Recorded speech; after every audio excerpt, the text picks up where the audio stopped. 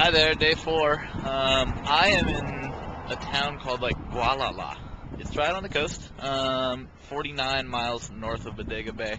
I just finished a super gnarly ride from from San Francisco all the way up to here. It's been tons of switchbacks, lots of turning, probably an average speed of 45 miles an hour or so tops, more like 40 miles an hour, so it's super gnarly. So a little ambitious to get 350 miles under the belt today, but I have reservations at the hostel up in the Redwoods. Still got 200 miles to go, and it's the afternoon. It's 3:30 or something like that right now. Last night was sweet. I ended up going down to the brewery by recommendation of the person next to that ran the hostel last night, and it turned out to be awesome. Turned out I'd been there before. I was there in 2002 actually, a long time ago. I started cracking up when I pulled into the driveway and ended up having a great time. Nothing too special happened. Ended up coming back 10:30 or 10:45, but it was a total locals place and just had a good time hanging out, chat with people and whatnot. And then back at the hostel, I started hanging out with a couple people that were staying there, and this one girl, Jessica, who works there, basically after listening to her tell stories for the whole couple hours last night, she grew up on an island in Maine. She started college when she was 15 years old, graduated.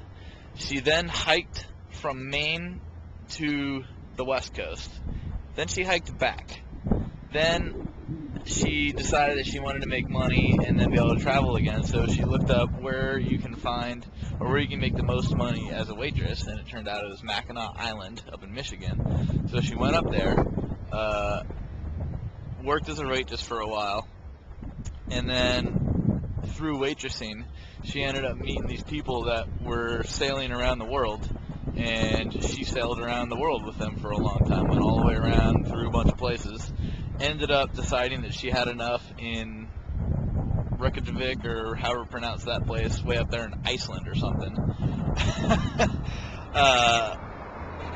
She ended up, she was a kayaker for a long time. She paddled her kayak from Los Angeles all the way up to Alaska. She decided she was going to circumnavigate Australia and got 95% done, and wasn't able to make it because of sharks and crocodiles and hallucination and 6 days at sea and all kinds of crazy stuff.